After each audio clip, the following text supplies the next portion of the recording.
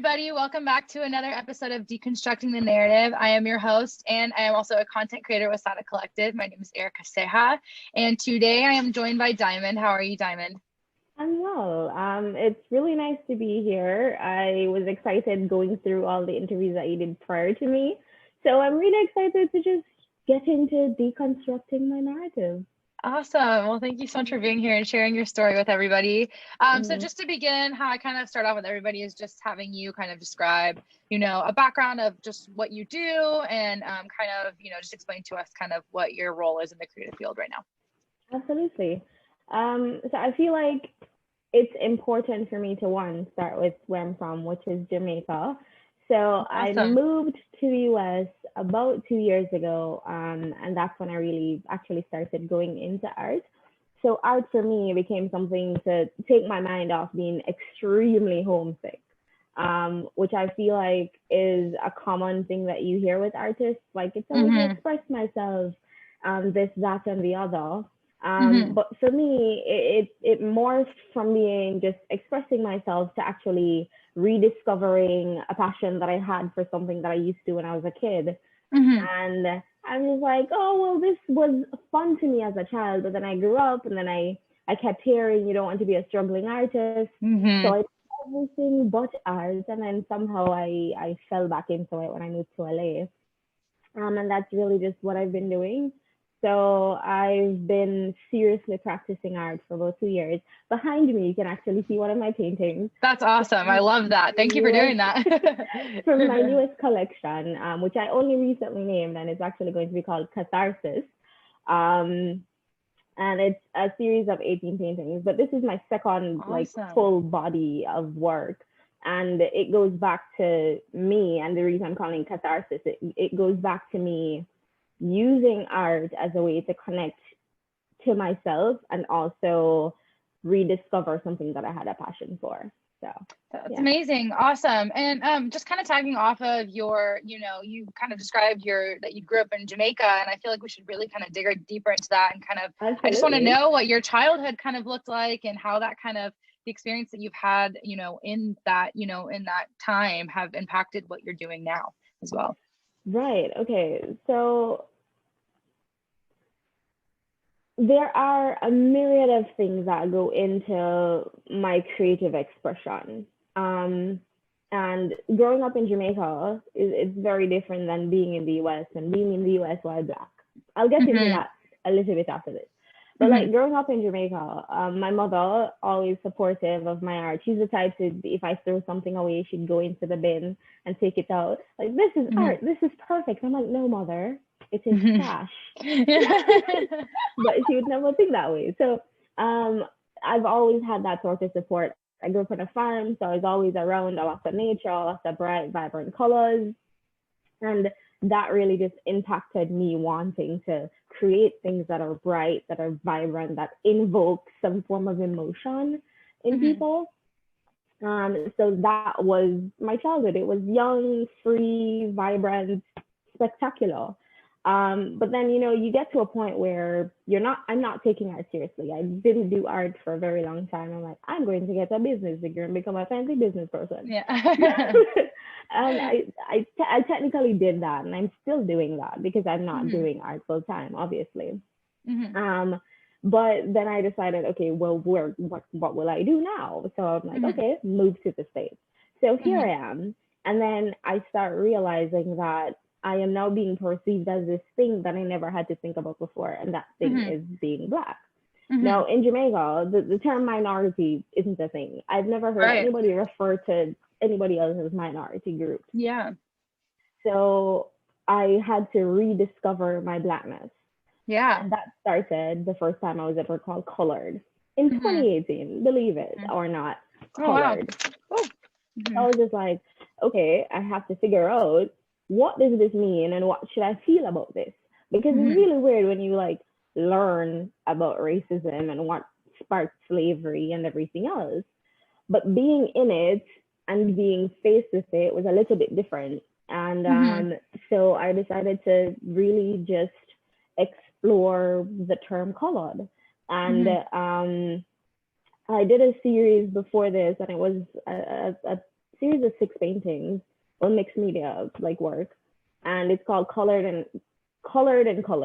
And it's colored spelled the way we spell it in Jamaica, which is with the OU, and the way it's spelled in the US, which is just with O.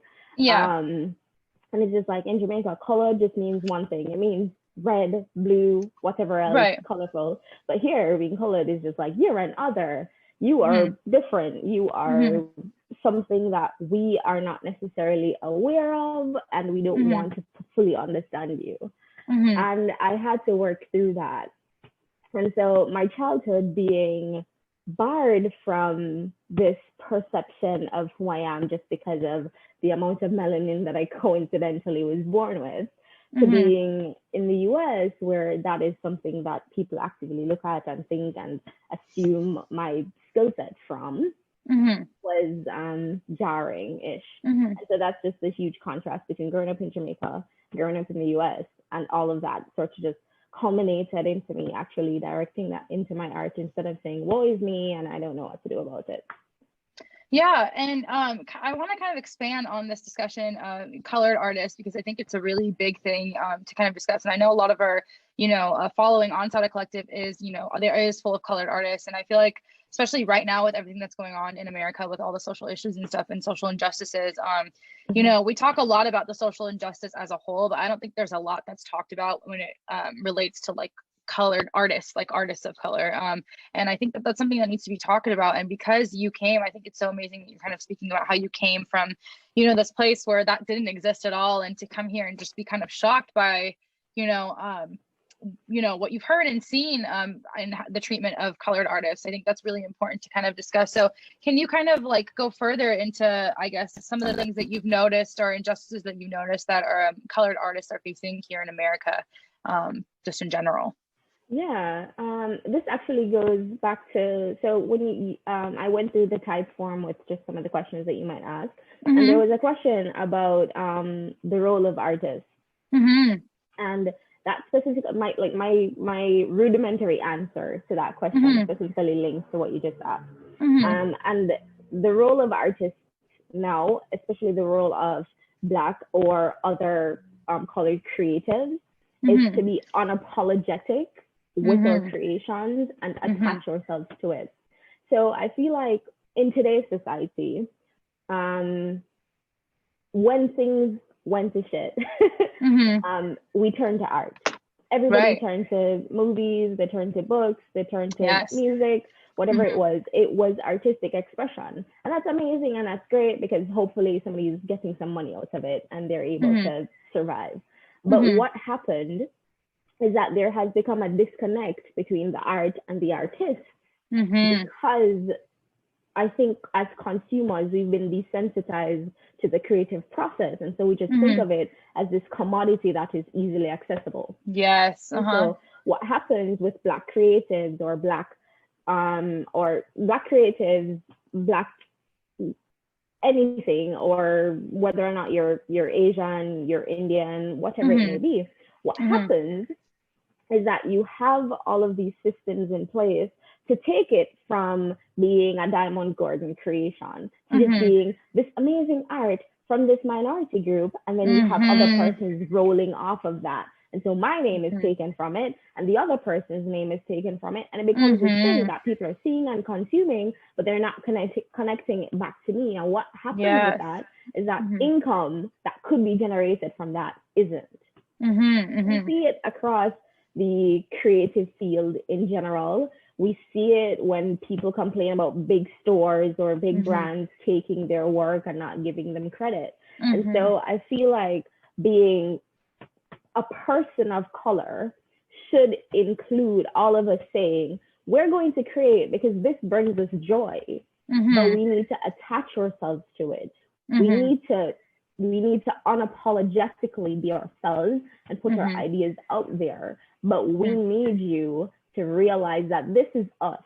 When we create, we're creating because it's a part of who we are. It is an injustice to us as creatives to remove ourselves from it because you want the convenience of creativity.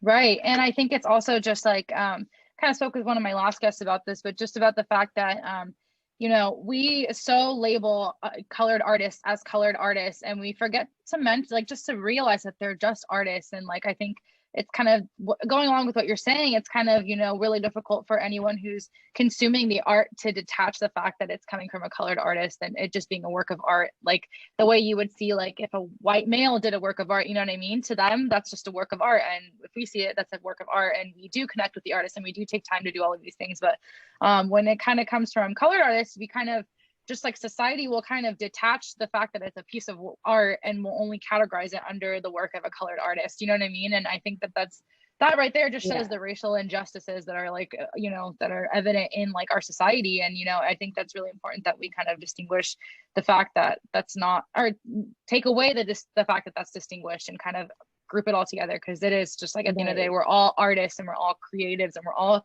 doing the same thing, like you said, which is telling our story. You know what I mean? And I think just, you know, kind of taking that narrative away from the artist is just such an injustice, and it's just not right, because you guys, you know, have the right to tell your story in the same way that anybody else would have the right to tell their story, you know. And it's just so I really think that's a really great piece of advice, and something that we really need to focus on as a society, especially within the creative industry, because I think we're failing to kind of focus in on the creative industry, and we're just focusing on the problem as a whole, which it's a huge problem, and it is a problem as a whole. But I think in order to tackle it, we need to take it, you know, industry by industry. And I think the creative industry, which is such a large industry, truly suffers from like these injustices, and nobody really talks about those specifically. We talk about it as a whole. But I feel like, I'm going off what you're saying, I feel like one of the things that we have to do as creatives is to embolden ourselves, and also be friends or network with people who also believe in emboldening our voices. Because what happens is that so often we're afraid to be too much, you know? Especially because we just assume that the artistic industry is supposed to be hard to break into. We expect there to be gatekeepers at every turn, and when one person or a few people make it through, they think, well, I worked so hard for this, everybody else should have to. And I feel like unless we dismantle the system that says there were gatekeepers for me, I'm going to be a gatekeeper for everything else, until we dismantle that, until we understand that when one wins, everybody else can win, and when one person has a foot in the door, you can keep it open so other persons can come through. Until we do that, I feel like we're always just going to have this very rudimentary, this very static view of what can be artistic expression and what can or cannot be successful. And that just goes against everything that we're trying. That just goes on to perpetuate this whole nonsense of struggling artists, when everything that we consume is art-based. The labels that you look at, the music that you listen to, the books that you read, that's all art. But as I said before, we've detached artists from all of that. And until as a group, we realize that collectives are needed, we realize that we can't just depend on galleries to show our work, until we realize that we have to work together as a group of strong creative people, I don't think anything will necessarily change. And in your opinion, what is the best way to kind of implement those changes? Like what would you recommend for the creative community to do to implement these kinds of things to become like real life? It's sort of like the same thing with politics, grassroots organizations. That's really just what it is. I suffered from this a little bit when I was younger, where I thought, oh well, I can't necessarily provide any form of opportunities for anybody because I'm not extremely wealthy and I don't have a large gallery behind me. But then I realized that I'm an artist and I know other artists. So that's the basis of a collective. So in Jamaica, we say every little nickel make a muckle, which is a proverb, but it's basically like every small deed or every small amount of something can be combined to do something bigger. So for me, it was realizing that all we need are just like-minded people who share the same passions to come together. Yes. And going back to what I said before, grassroots organizations, it's a group of artists wherever you are. If you're in downtown LA, if you're in, let me not say Hollywood because whatever, but if you're in downtown LA, if you're in Culver City, wherever you are, if you know 5 artists, you guys can put together $100 each, $50 each, get a particular space and show your work. And so everybody's coming together, everybody has a little space, and it's easier to get people in because now you have 5 persons doing promo. You have 5 persons saying, hey, I'm sharing my art. You have 5 persons sharing that cost. And I feel like if we continuously do that and not do it under the guise of, oh, well, I'm going to put this together and you need to sell tickets, blah, blah, blah, blah, blah, because that's just really predatory in the business. If it's really a genuine effort among groups of people, rather, my English teacher would hate me for that. If it's really an initiative among a group of persons who really want to actually implement change, that's what they have to do. Find 1 or 2 other persons like you, do it, and then next month, next 3 months, next 6 months, you find 2 other persons. At the end of a year, you can have X amount, and then that's really just like how you build. And I understand that saying it's easier said than done, especially because as artists, we always have other things happening around us. We always have a day job, or we have to take care of our pets or children, whatever it is. But that's why if you happen to find really strong people around you, you can say, oh, I had this task to do, but I have other arrangements. Could you please fill in for me? Or I could do this. And so as the more people you have, the easier it is for you to fit in your life with trying to actually change the industry. Because if you're waiting for the gatekeepers of the luxury art industry to turn and say, you are spectacular, you're not going to get it if you're not a white male. That's true. Yep. Yeah, no, it's 100% true. It's so true. It's so difficult. And I think that that's so important. And I'm just imagining, like, from you speaking, just like a world where you're walking in Culver City or whatever, and there's all these pop-ups with, like, let's say 5 artists in them who are showing work. And not only do you get to go in there and experience their pieces in real life, but you're also getting to have that conversation with the artist as well, which is therefore attaching, their face to their work. I think that would be a lot more of a just communicative and just more interactive experience, you know what I mean? And I think that you're right, we're totally losing that, especially with social media, because everything's online now. Not even just because of COVID, but just in general, everything is online. Everyone shows their work online. It's all about how many followers you have and who is watching and who you're shooting and who you're like you're not doing good enough, Yeah, you look at that. But and I feel like if we all come together and let me not say let's not take COVID into consideration, but even in COVID times, if we decide to come together and even do a virtual gallery or put together social media live videos, do interviews like we're doing now and put it out on our own channels, it will probably make art feel a little bit more accessible. Because a lot of persons think of art as something that you either don't want to pay money for or something that's just way too hard to get into, and so they're afraid, And I feel like as artists that are trying to actually find their place in it, it's really easy. Not easy, but it really should be one of our goals to just say, listen, I was where you are, and it's going to be a little bit harder, especially as you go along. But we're all here, and we're all here to say we survived it, and we're working to make this a feasible career choice for you.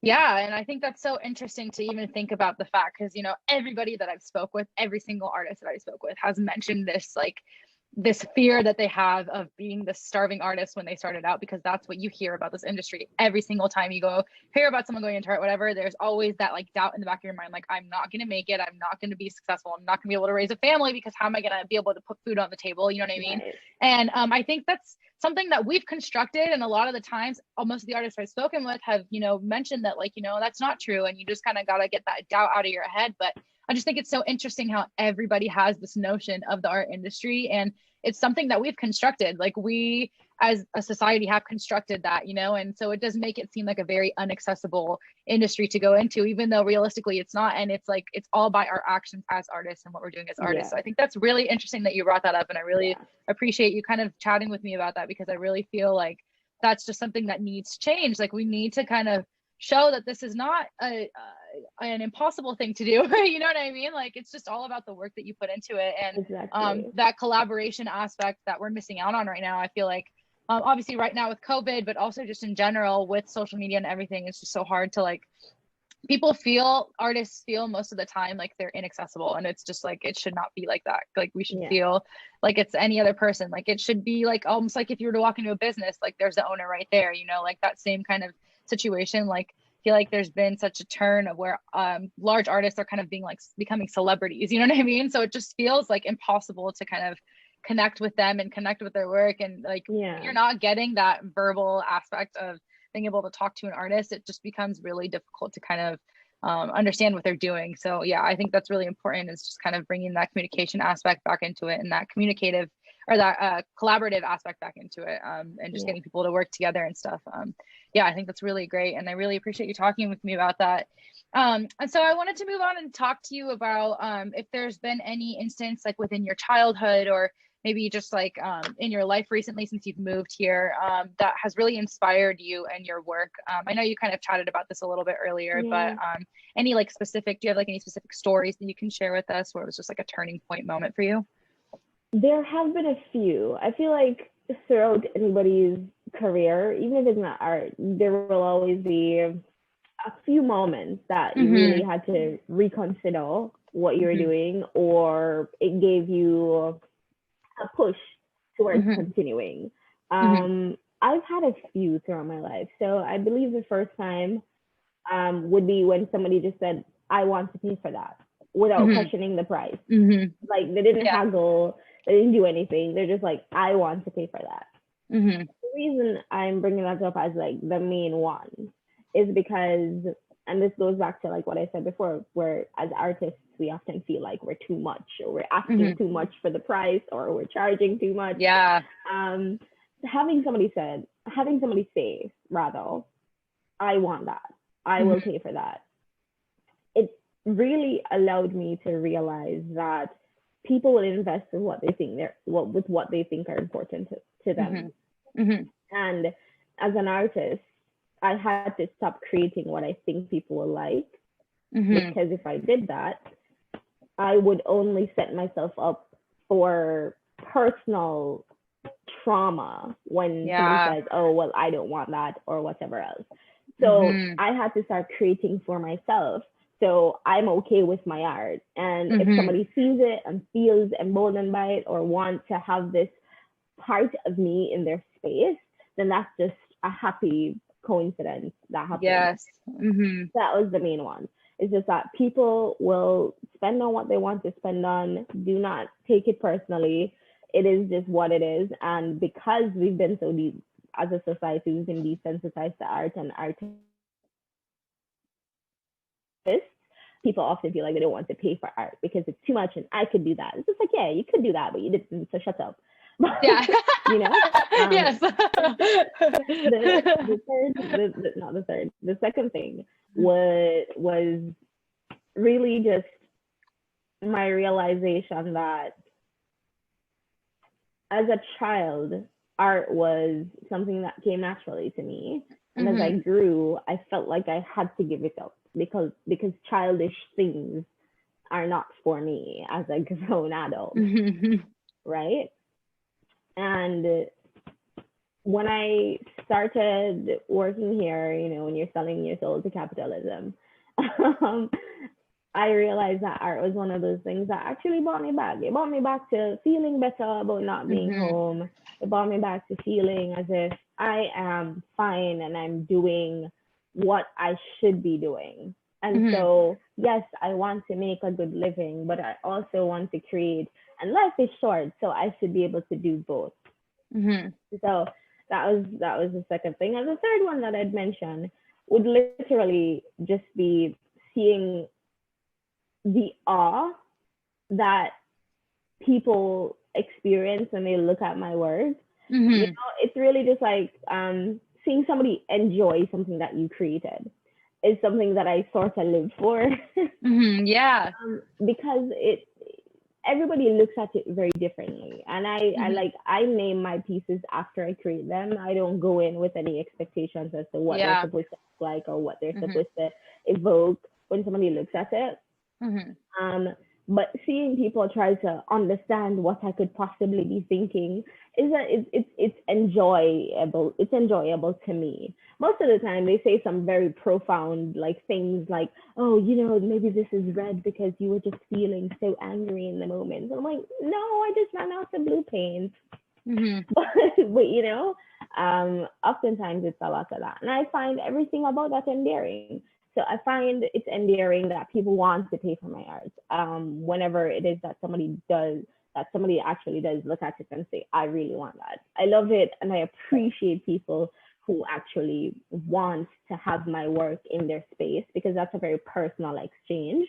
Yeah. Like, this is a piece of me, and it's going into somewhere where you live every day and you experience your life. It's a very personal exchange, and I appreciate that every single time somebody purchases my art. The second one is really just me understanding that I'm grown and I can do what I want, and art is one of those. So why not? Yes. And then the third is that I just appreciate people appreciating art, and I feel like art has always been a part of me, and everybody wants to feel appreciated. Yeah. So why not? That's awesome. Yeah, and I kind of wanted to talk, because I know you've mentioned a couple of times how you know, your art kind of helped you from being homesick. So I kind of wanted to discuss what caused the move. Why did you move from Jamaica here specifically, and specifically to LA? Oh, to LA, it was where can I survive as a young Black immigrant female in society? And like, when you look at the political landscape of America, it sort of just felt like the safe bet. Yeah, totally. And did you come here to pursue your art, or was it more no. to move? I still work in marketing. So yeah, I work in marketing and advertising. Art is not something that I do full time. But now that I've been home for a while, I've been able to create, which is really good. Right. It's stressful because I feel like as creatives, we think that we should always be creating. And so when we're not, we're just like, I am failing at doing the things that I say I want to do. Yeah, and so I've been there. Feeling guilty.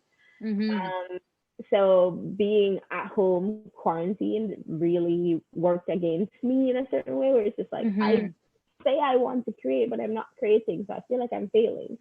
But I also do create. And so I guess I should celebrate the little joys too.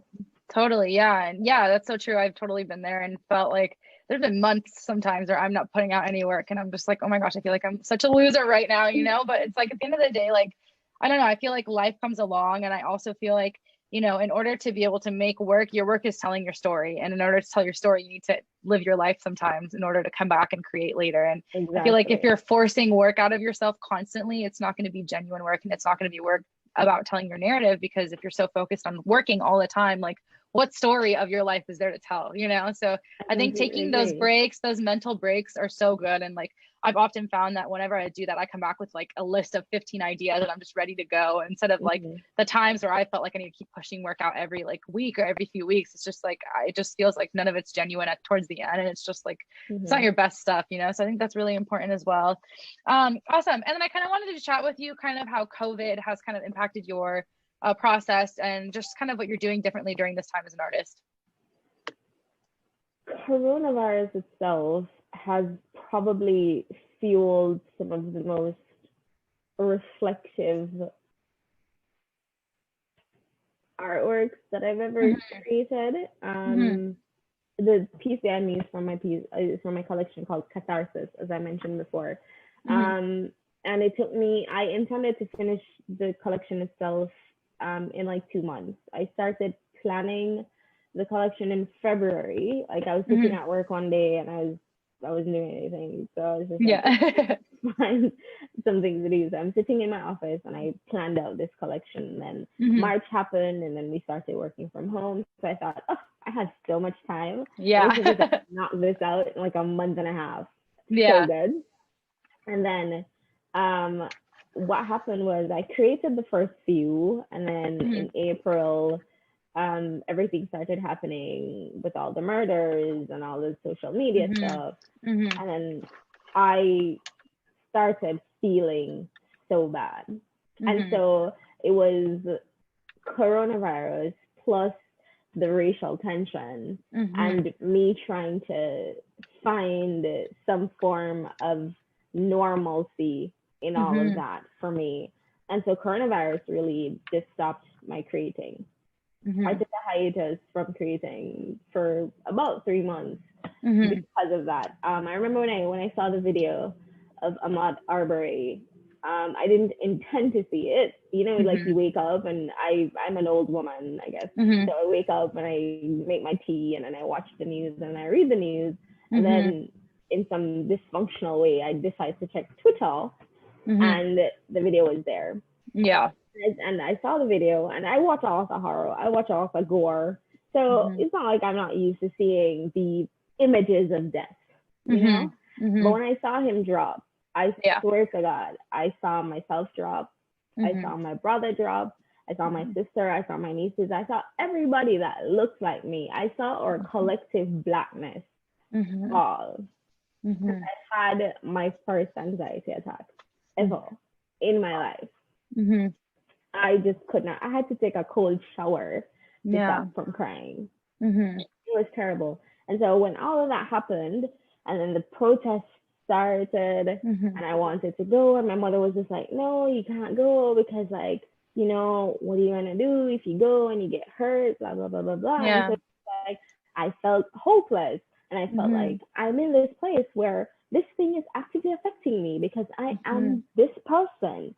I am that person that died, and I am me, because we're all the same, because when somebody looks at me, that's what they're seeing, and I cannot disconnect myself from that.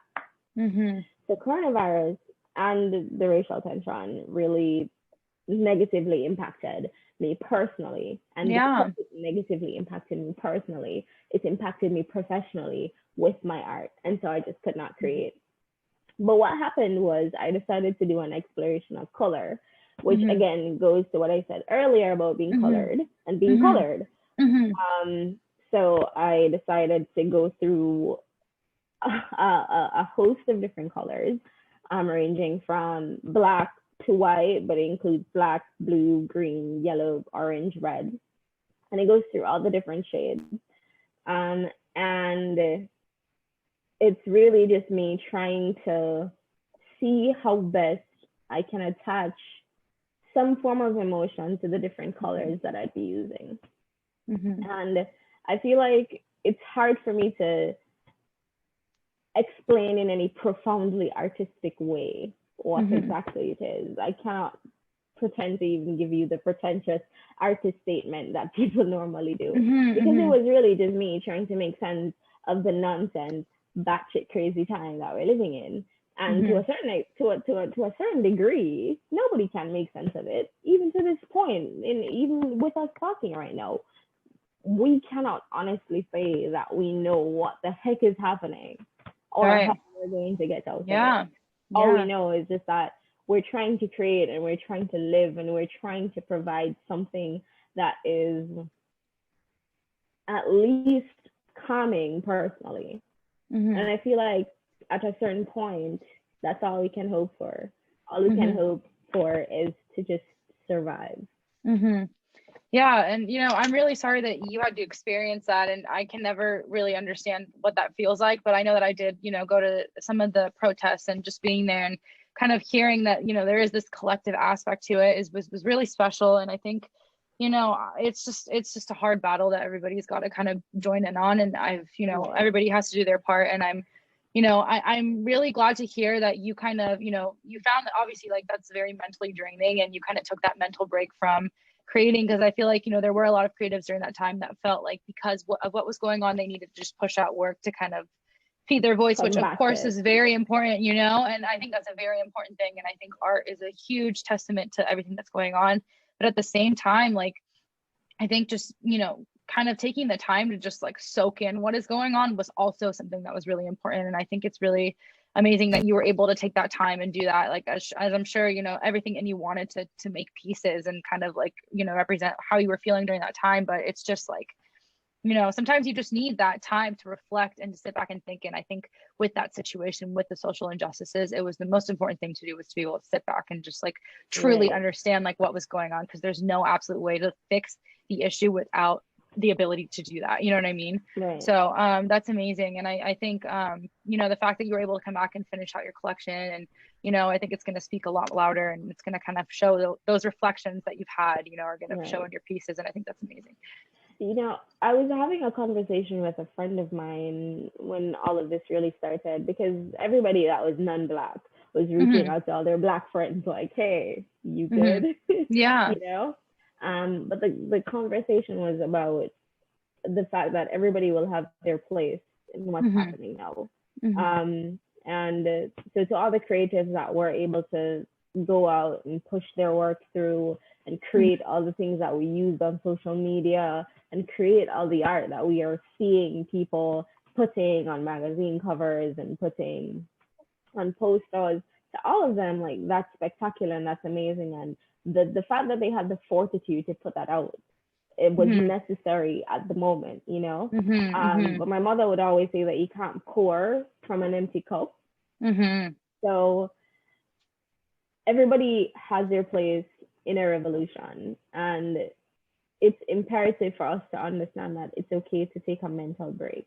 Yes. And then when you are fully charged, you can find your place in it.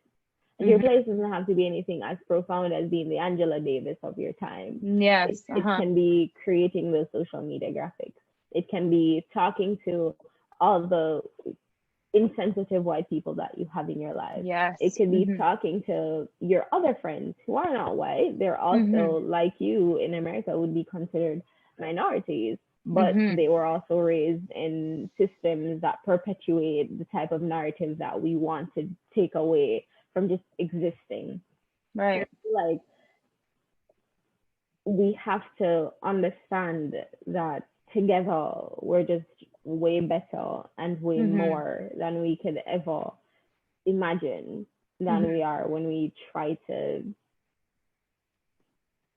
tribalize ourselves, you know, when we try to segment ourselves into, I'm this and you're that, and this is what we need to do and that's what you should do, and let's not collaborate.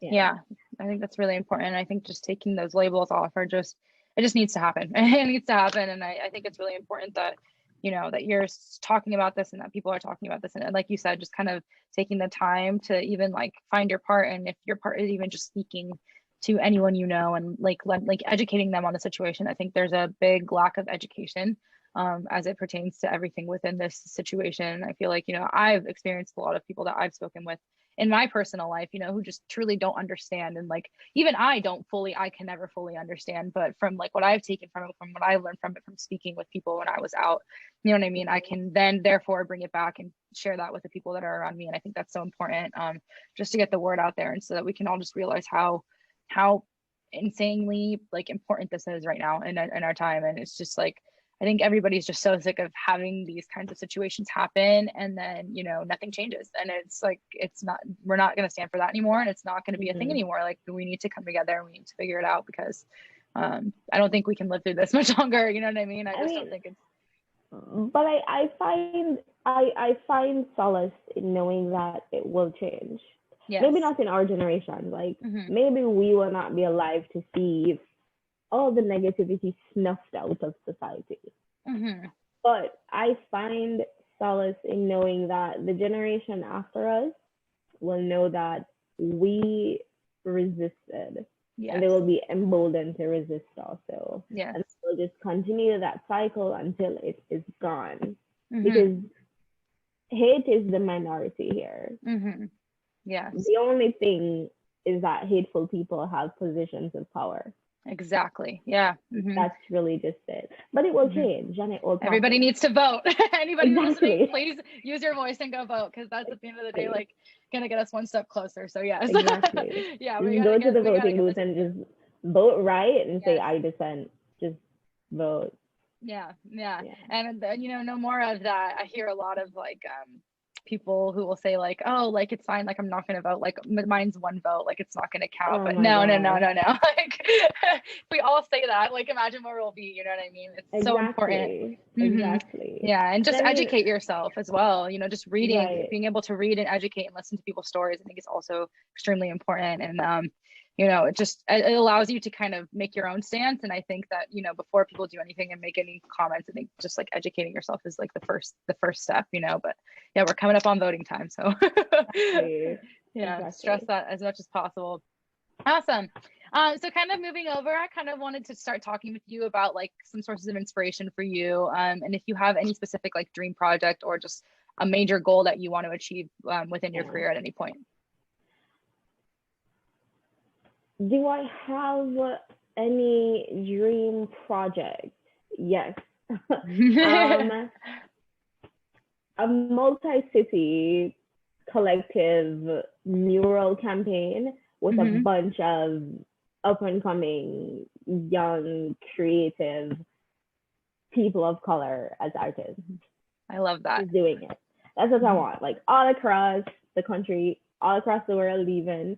But I want it to be sanctioned murals, and we're all just coming together. So back in Jamaica, we call it a link up, where there's a whole bunch of people would get together, and we like, okay, so the term is running a boat, but it's really just about like cooking. So you'd have a link up, you'd run a boat, and you'd actually create. So you link up, you cook, you eat, you talk. In coronavirus times, I don't know how that would work. That's what I want. I want to create a lasting artistic impression. Yeah, I think that'd be amazing. And I know that like I will not live forever, you will not live forever, none of us will live forever, but we can leave behind something that will. And murals will fade, sure, but what will not fade is what we created and the feeling that it gave us.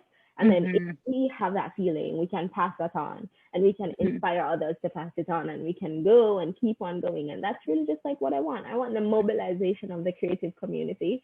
And even if I don't live to see it at its prime, I'd be absolutely fine with that, because all I want is just to ensure that you have other young artists out there who can think and say, well, that short girl from Jamaica did it, so I can do it too. That'd be amazing. Other young persons from Jamaica, from my little rural community of Warsaw, who can think, oh, well, she did it, and she's from where I'm from, so why not, I try to be as selfless as I possibly can with everything that I do, and I try to give opportunities to everybody that I meet.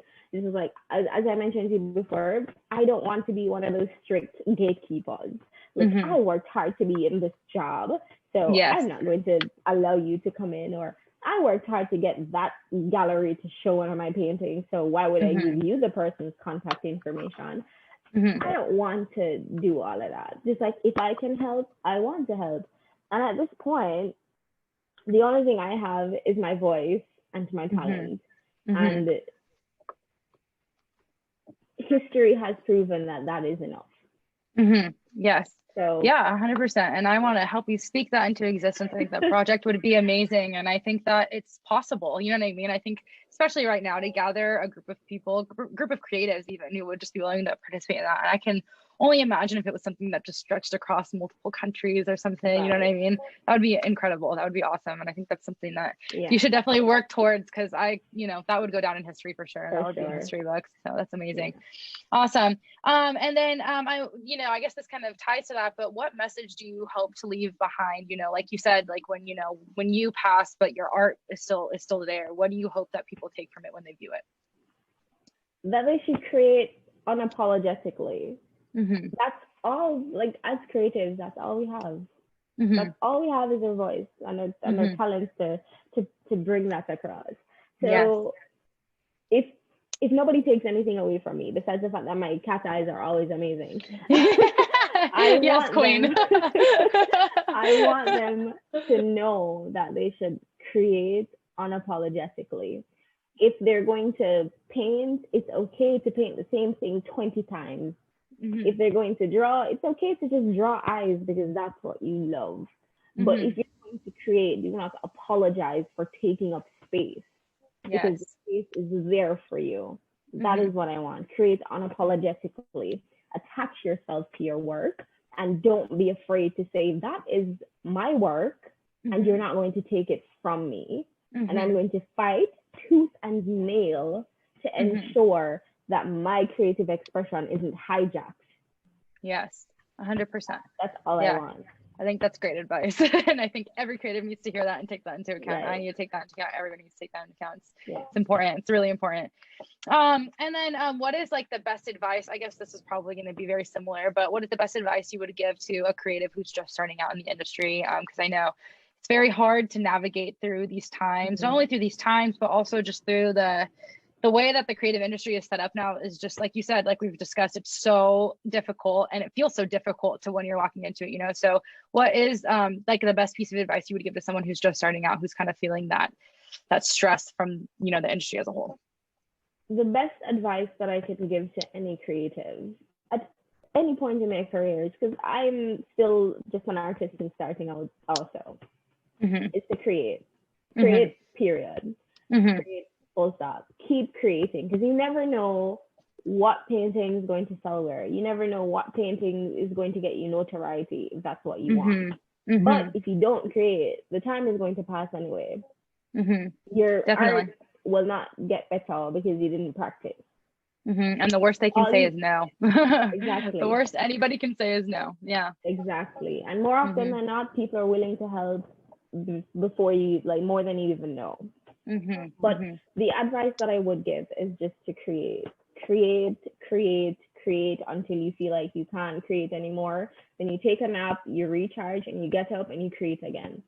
Because at the end of the day, as creatives, that's the only thing we owe to ourselves, and that's the only thing we owe to society. The only thing we owe to society is to exist, and our existence is intricately tied to our creation. And if you feel like you need to create, do it. Even if you don't show anybody, even if you rip it up, even if you look at it and you think, this is crap, I am a crap artist, just know that it's not true. That's just your inner goblin telling you that you're crap. But all you have to do is just continue to create, keep going, and eventually you'll find what you want. An issue that me saying that actually reminds me of is the fact that as artists, we often think that we have to have a personal style, because everybody says, oh, yes, I've struggled with that. Did blah, blah, blah, blah, blah. And if you think of Frida Kahlo, she did blah, blah, blah, blah, blah. Yes. And whoever it may be, we often feel like we need to have personal styles. And the reality of that is not everybody will develop a personal style because they practice so many different types of art. I don't have a personal style because I paint different things, I draw different things. So it's important to understand that it's okay to not have a personal style. Yes. Another thing is that you do want to develop a personal style, the only way you can do that is by practicing. It's by painting or drawing or doing whatever it is that you want to do until you find something that feels right. Yes. Another thing that I'd want to say to young artists, especially like the teenage artists who are really young and really timid about art, is that we're often told that good artists don't copy. That's an absolute lie. It should be better for you to say good artists don't steal. But copying is absolutely fine, because what you're doing is you're trying to learn the fundamentals of whatever it is that you're trying to develop. And so find artists that you like, find artists that you want to emulate, and try to understand the techniques that they used, or try to guess the techniques that they possibly used. And during all of that, you might invent a new technique. Exactly. Yeah, you'll come up with your own rendition of it. And so because you can never emulate somebody in their entirety, you never create the same thing. And so to all the young artists, it's okay to look at something and think, that is cool, I want to try it. You don't have to always come up with these ingenious ideas 24/7, because the reality of it is, as creatives, that's not how our brain works. And it's unfair to ourselves to think that that's how it should Yeah, be. and it's also virtually impossible at this point. I feel like most things, I mean, granted, Have not been done. everything, but most things have been done. And I feel like because of the fact that, you know, whenever someone created something, let's say, and you see it and you're inspired by it, you're not in the same headspace as that person was when they were creating that, most likely. You know what I mean? Like 99.9% of the time, there's no way that you're having the same exact experience because you're a different person. So I feel like if you're taking that and saying, I'm inspired by this, I'm going to do it, but you're in a completely different headspace and have a completely different narrative that you want to get across, all of a sudden the work's just going to be, it's going to come out your own regardless of whatever it is, you know, unless you're taking the pen to paper and like exactly tracing something, you know. But yeah, I think that's really great advice. And I think, you know, oftentimes this is the stuff that artists don't really like to speak about, is those feelings of like, okay, well, I need to come up with something every day that's like better than like this and this and this, you know, and that's virtually impossible. And it's something that I've struggled with 100%. And that, you know, what you started with by saying that, you know, everything needs to all go together and you need to have your style, like your style is your story, you know what I mean? And like, that can be expressed in any way. Yeah. So I completely agree with that. And that's awesome advice. And I think, you know, young people should really pay attention to that, because I think that's just the best way to get started, is just going in, knowing those things. And then, you know, everything else will just fall into place. So that's awesome. Exactly. Perfect. And then lastly, just for fun, we've been asking everybody, what's your favorite song right now? Okay, don't judge me. But I've been listening to the same, probably like 6 albums for the past 5 years. You're one of those. No, I listen to a lot of sad indie music. Okay, I'm all in for it. A lot of Dodie, a lot of Hosier, a lot of Daughter. However, I am Jamaican though. So this summer has ended, R.I.P. summer. But this young Caribbean artist called Coffee, hopefully other people have heard about her. If not, she's amazing and she's Jamaican, so I love her. But she created this song called Lockdown, and it was like about quarantine, blah, blah, blah, blah, blah. It's like a really fun summer song. And I pretty much really love that. But to be honest, most of my playlists feature the same like 20 songs. That's so funny. I feel like I get in like ruts like that for like a couple months, and then I'm like, okay, I need to switch it up. I'm like going crazy. But that's awesome.